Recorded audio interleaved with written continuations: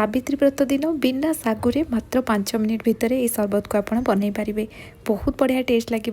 ये मुझे सहित दुई प्रकार सरबतर रेसिपी शेयर करी जो थी कि सब फलमूल को लेकिन आम गोटे पणा कि सरबत तैयारी करवा। आउ गोटे सरबत आम टोटाली फल यूज करवानी।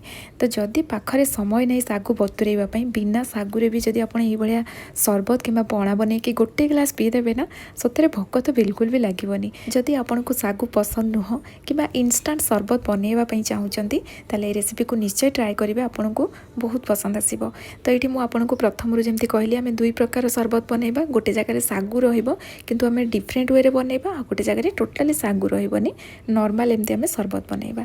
तो ये मुझे प्रथम कौन कली ताड़ मिश्री को हेमदस्तार गुंड करदेली। ए पानी दे चामच एमती मिक्स करदे जहाँफल ये पानी रे बहुत जल्दी मिसीज। ताड़ मिश्री जगह आप नॉर्मल मिश्री नहीं पारे कि चीनी गुड़ व्यवहार करेंगे। एबे गोटे जगार आम दही नहीं जावा। ये गोटे छोट गिनारे हाफ गिनारू टिके अधिक मु दही नहीं थी और छेनार परिमाण टी अधिक रखी जहाँफल ये पीवाई बहुत बढ़िया टेस्ट लगे। और ये फाड़े कदली को छोट छोट काटिके ऐड करदेली। 4टा आलमंड ता सहित 8-9टा काजू को मुझे हेमदस्तार गुंड करदेली। से गुंड को ये पकईदे ता सहित नड़िया कोरा देदबा। जो मिश्री को आम बतुरे रखते ना से पानीटा ये ऐड करवा। जी आप मीठा पसंद करती से अनुसार मिश्री गुड़ कि चीनी ये पकेबे। एबे एमती गोटे मैसर या आम मैश करनवा। ये मुझे मैसर यूज कर जगह आप हाथ में चकड़ी पारे किंतु ग्राइंडिंग करेंगे। हल्का यहाँ खदड़िया रहिले पणा पीवाई बहुत बढ़िया लगे। तो ये सबू जिनस मिसी जाइए। यहाँ एति बहलिया रहिले ये तो पी हेनी से आम पा व्यवहार करवा। किंतु पानी को फ्रिजर रे रखीदे जमी पूरा ठंडा हो जाए। तो मुझे सरबत बनवा आगु ना फ्रिजर रे कोकोनट वाटर रखीदे। आप नॉर्मल पानी ये व्यवहार करेंगे। मो पाखे थिला तो मुझे यहाँ यूज करनौची किंतु ये कोकोनट वाटर पकेले ये पीवाई बहुत बढ़िया लगे। जदि फ्रिजर रे एमती पानी आप रखी नथिबे ताले आइस क्यूब ये व्यवहार करेंगे। खरा दिन में ठंडा ठंडा ये सरबत पीवाई भल लगे। तो ये जी दरकार से अनुसार मु कोकोनट वाटर देदेली। या आम मिक्स करवा टे बहलिया रखा हेल्ले पीवाई टेस्टी लगे। तो ये आम ए सब फल पकईदे जेहेतु आम फल पणा तैयारी कर सब प्रकार फल नहीं जावा। मो पाखे जहाँ एवेलेबल थिला मुझे सब जिनस ऐड कली। तो ये मुझे सेव अंगूर ता सहित नाशपाती पकेली कदली को छोट छोट काटिकी पकेली डालिंब आंब ऐड करवा। ता सहित ये आम सब्जा सीड ऐड करवा।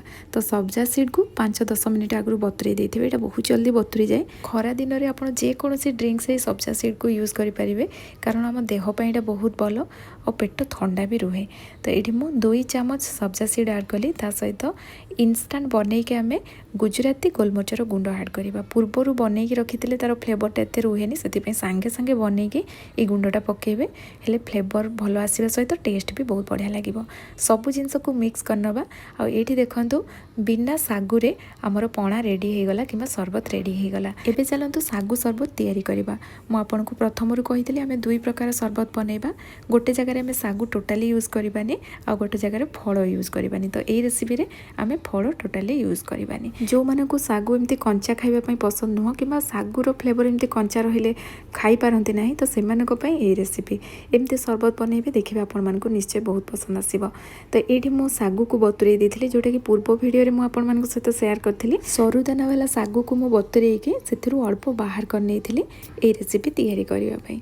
तो ये देखो सागु बहुत बढ़िया से बतुरी जाइए। एबे आमे कौन करवा फुटुवा गरम पानी ये सागुरे ऐड करवा। या कभर करके किछ समय छाड़देवा। ये मुझे प्रथम फलपणा तैयारी कली। तो ता पूर्वर सागु को एमती गरम पानी देके मु छाड़ देइथिली। से पणा बनइबा जी समय लगे बस से समय यहाँ बतुरिकी रही। तो एबे भी ये पानी पूरा गरम अच्छी। आठी देखो सागु ट्रांसपेरेंट हो जाइए पूरा पाखर देखी मुझे। ये देखो सागु हल्का हल्का सीझी जाइए।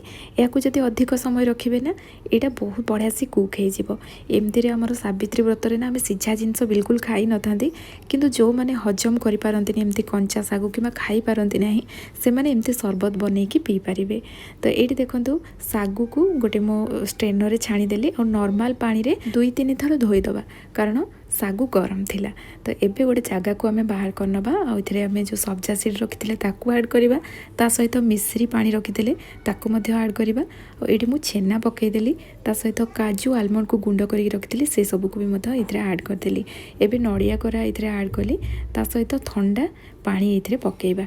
ठंडा पानी देले ठंडा ठंडा ये पीवा बहुत बढ़िया लगे। एबे सब जिन टे मिक्स करनबा तापर ये 2 चम्मच दही ऐड करवा। आउे मुझे प्रथम कही कौन प्रकार ये फल मु व्यवहार करनी कितु ये आंब पकई कारण फल पणा तैयारी कला बेले अल्प आंब रही जाता से मुझे पकईदेली ना आपण मैंने सब कमेंट लिखे आंब भी गोटे फल थिला बोली मुझे ऐड करदेली कि बिना फल भी यहाँ आप बनई पारे। ता सहित गुजराती गोलमरिचर गुंड ऐड करदे। एबे डंकार हल्का ताकू प्रेस करी मिक्स करनबा जहाँफल यहाँ बहलिया हो। तो ये आपण मैंने देखिले भिन्न प्रणाली आम सागु सरबत तैयारी कले। जो मानक कंचा सागुर स्मेल पसंद नुह ये बनातु निश्चय आपण मानक बहुत पसंद आसो। तो ये आम गोटे फल सरबत तैयारी कले कि फल पणा ता सहित सागु सरबत सी भी बिना फल।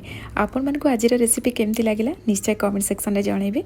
जदि वीडियो पसंद आसो प्लीज वीडियो को लाइक शेयर करदे। पुणी आसबि नुआ रेसिपी नहीं कि से पर्यंत रहुछि।